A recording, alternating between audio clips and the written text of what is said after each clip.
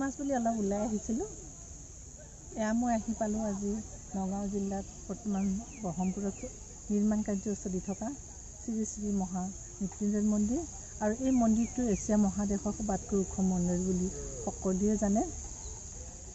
বলকচোন আমি আপোনালোকক আজি নিৰ্মাণ কাৰ্য কিমান দূৰ আগবাঢ়িছে অকণ দেখুৱাবলৈ চেষ্টা কৰোঁ, আৰু মন্দিৰটো কেতিয়া ভক্তপ্ৰাণ ৰাইজৰ কাৰণে মোকলাই দিব সেইখিনি জানিবলৈ চেষ্টা কৰিম। ব'লক এতিয়া আমি ভিতৰৰ ভাগলৈ অলপ আগবাঢ়ি যাওঁ।